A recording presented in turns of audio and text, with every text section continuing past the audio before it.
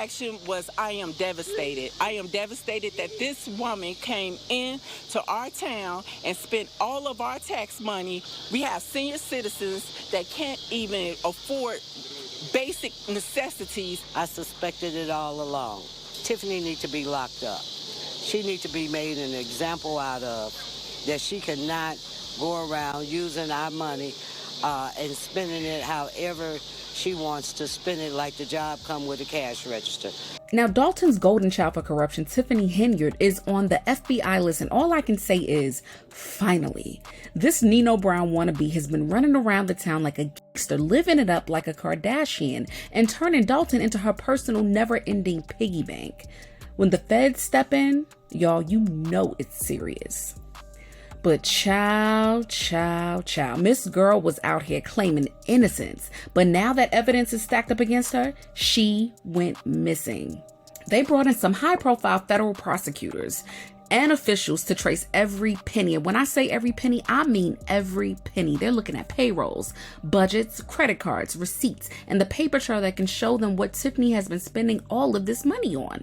Members of Tiffany's inner circle are feeling the heat is on, and one of them has already agreed to snitch on her as long as he can get some sort of plea deal to get out of his own mess. But while the feds are cracking down on Tiffany's foolishness, she isn't just going to let them run her out of town. This self-proclaimed super mayor thought she could pull off this heist of a decade and get away with it, but now there's nowhere to hide.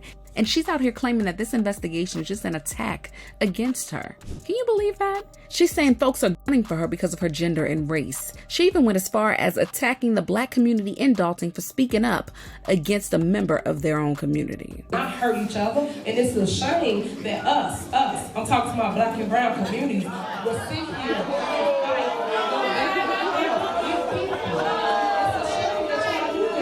Girl, miss me with the I'm black, you black, we black mantra. She wasn't saying all of that when she was robbing them blind. When the FBI shines their light on you and starts digging through your dirty laundry, that means they are on to something. They don't waste their time on small fries, and this is no small town drama.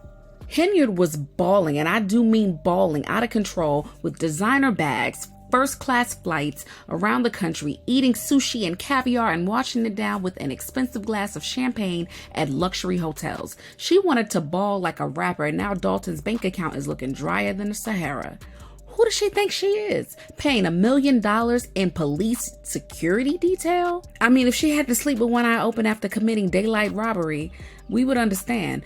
But from what I can tell, she slept like a baby, because there's no way she could have continued to spend so much if she felt any semblance of remorse about it.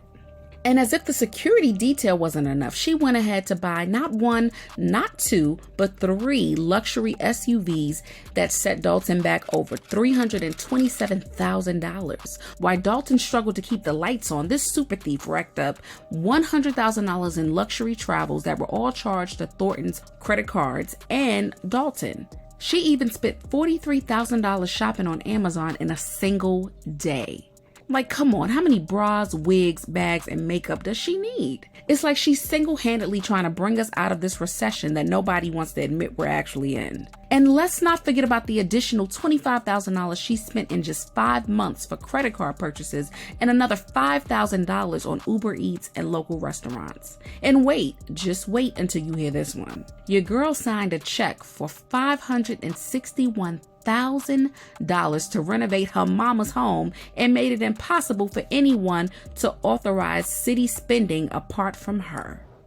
First, she was accused of using taxpayer money to fund her lavish lifestyle. Then when the city council unanimously voted for an investigation, she vetoed it. Then last month, a member of her staff accused her of covering up an essay that happened on one of their business trips. Then this week, after a city council meeting showed overwhelmingly that the people want her to step down and resign. But the FBI isn't just looking for Henyard, because there's no way she could have fleeced this entire town by herself. We're talking about a town that was doing kind of okay for itself, now having more than $3.5 million in debt, and no one has the answer for it? Come on. Former FBI agent Ross Rice has this to say, quote, "It's very broad in scope. It's very broad in the number of people and entities that they are asking for records on. So there must be some serious allegations of wrongdoings that they are trying to get to the bottom of," end quote. But here's where it gets crazy. The FBI aren't just looking at Dolton's public records. They slapped Tiffany with 2 subpoenas. They're going to scoop up every little detail they can get their hands on. One of the first is about her personal business, and they are looking into every nook and cranny of her life. They want all contracts, tax records, files about her property management company, restaurants, even the political action committee she set up. And the second subpoena is digging into all of those township records, and the FBI is going to find out why there are so many gaps in payment records. It's like watching TV, but with real consequences affecting real people's lives. This is just chaotic. But here's the kicker. The FBI isn't just looking at the records. They're casting their nets far and wide, and the witnesses piling up to testify against Henyard is nothing to sneeze at. Tiffany was walking around town behaving like a gangster, talking it like she owned the town, and now the FBI's in the picture. The people are getting their lick back. Why are we treated like this? This is just not right. This is just not right. And Mayor Tiffany, let me tell you something. I've been through some good administration and some bad ones. Please don't let this administration go down into history that you are the worst one.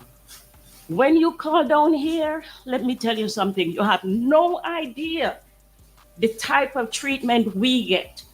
Tiffany oppressed local businesses, and anyone who didn't contribute to her political campaigns would either have their businesses shut down or have their men harassed until they fessed up. And they are all lining up now to help the FBI piece together the multi-million-dollar puzzle, and it isn't looking good for Tiffany.